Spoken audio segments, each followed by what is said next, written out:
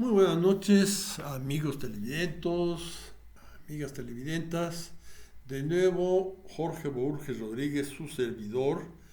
eh, Como siempre, muy agradecido de la atención que se sirven prestarme y que agradezco. Eh, Bien, miren, he estado otra vez fuera del aire, como se dice que del aire, ¿verdad? O del éter, se decía en una época. He estado fuera de esto por un problema de bucal, eh, una lesión bucal, y entonces pues no podía estar hable y hable, ¿verdad? Eh, no es que me disguste hablar, sino que no podía, ¿verdad? Bien, miren, en este tiempo que estuve fuera, pues no faltaron, no faltaron que me digan, no reclamaciones, sino manifestaciones de que se estaba contra López Obrador. No, miren, eh, entre López Obrador, bueno, él es el presidente de la República, yo soy un simple ciudadano, pero la diferencia de temperamento es algo muy fuerte. Yo admiro mucho a los héroes de nuestra patria, a varios de ellos, ¿no?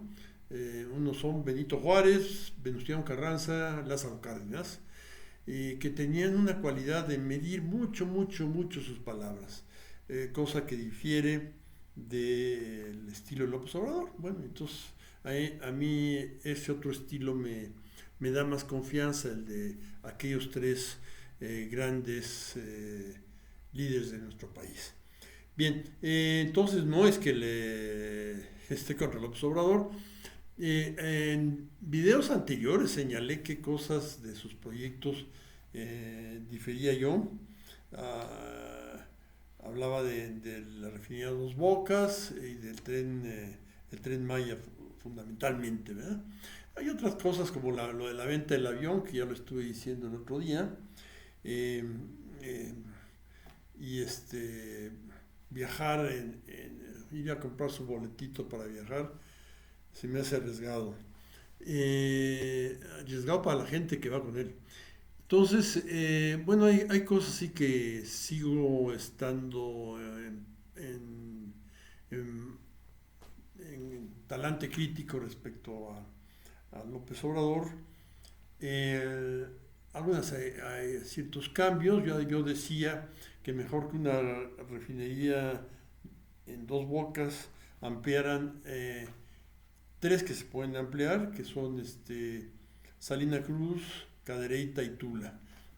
Pero bueno, ya me han dicho algunas razones de que estuvieran a ambos extremos del istmo de Tehuantepec dos grandes refinerías, sería sí, Salina Cruz y la nueva de Dos Bocas.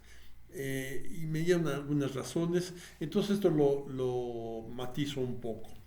Eh, en otras simplemente yo lo criticaba al principio y bueno, ya no lo critico porque son cosas que han salido bastante bien. Por ejemplo, yo decía, ¿cómo no despachar vivir y despachar en Los Pinos cuando ahí está toda la infraestructura de sistemas de comunicación, computacionales, todo eso? Y, y bueno, pues resulta que no fue necesario que el Palacio Nacional está casi completamente ocupado por oficinas de dos, bueno, ahora ya es solo una secretaría, pero eran las dos secretarías más importantes durante mucho tiempo: Hacienda, la Secretaría de Hacienda y la Secretaría de Programación y Presupuesto. Ahora ya son una sola, pero en una época pues teníamos estas dos, ¿verdad? Y que tenían que tener un muy ágil manejo de datos. Entonces, infraestructura cibernética y cosas de ese estilo la hay en Palacio Nacional. Y bueno, lo único que sacrifica es pues la amplitud de la vivienda, ¿verdad? Eh, en no vive en la casona, en la casa grande de Los Pinos. En Los Pinos había una casa no muy grande, que fue la que se construyó Lázaro Cárdenas para el tiempo que estuvo de presidente, la usó también Ávila Camacho y un par de años Miguel Alemán, pero Miguel Alemán hizo construir la casototototota, esa que vemos en la televisión, ¿verdad? Eh, Ahora, bueno, hay quien dice que ahora López Mateos vive en un departamentito en Palacio. No, no es un departamentito, ¿verdad? Vive las áreas de vida familiar, este, es, vaya, son, según dicen, es el departamento que no sé si lo hizo, lo mandó a hacer Fox o, o Calderón, creo uno de los dos.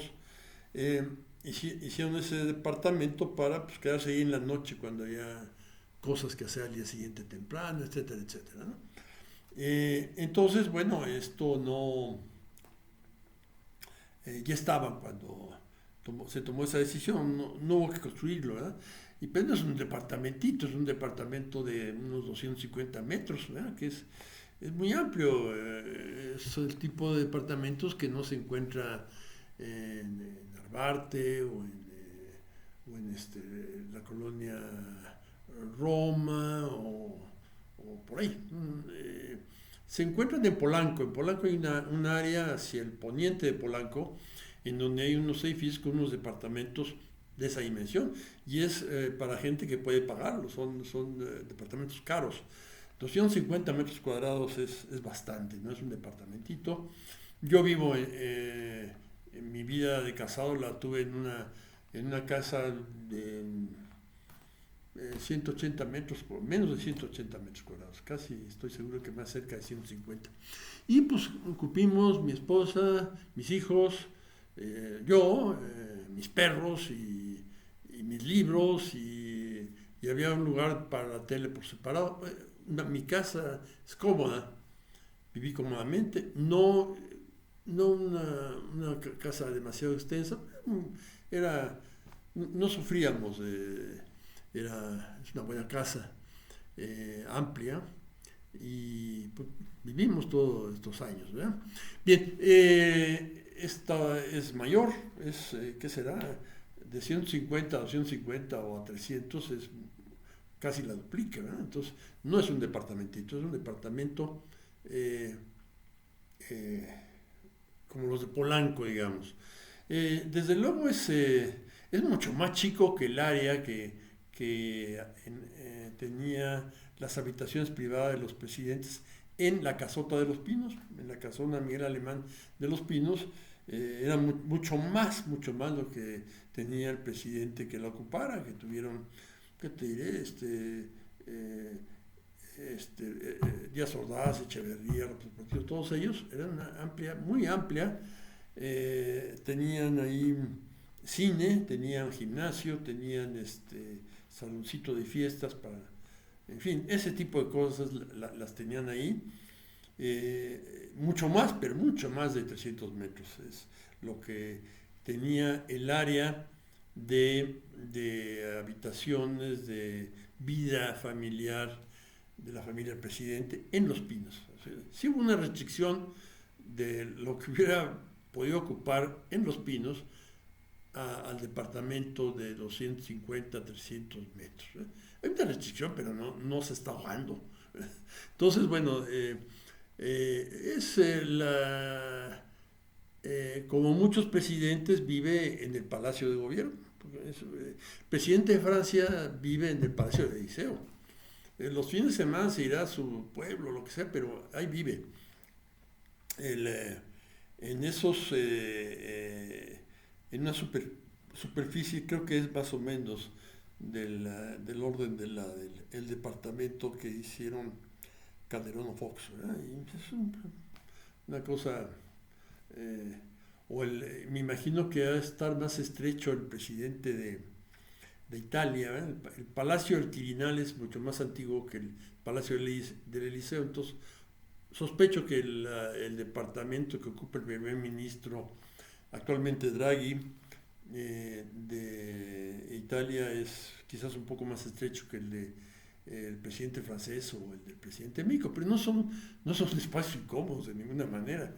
Y si nos apantallamos con lo que pasaba en la casota de los Pinos, en la casa de Miguel Alemán, que hizo Miguel Alemán, si nos espanta eso, lo que vi el otro día de una descripción de la organización de la Casa Blanca, se quedan chiquititos todos, ¿verdad?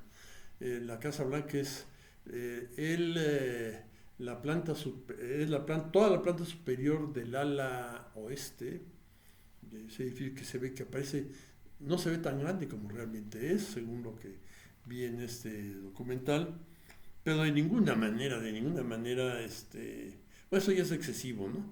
No sé dónde vivirá Vladimir Putin o el presidente de China, no tengo la menor idea, pero de que es bueno que se haya cambiado, no hubo cortes de sistemas computacionales, nada de eso, funcionó todo bien.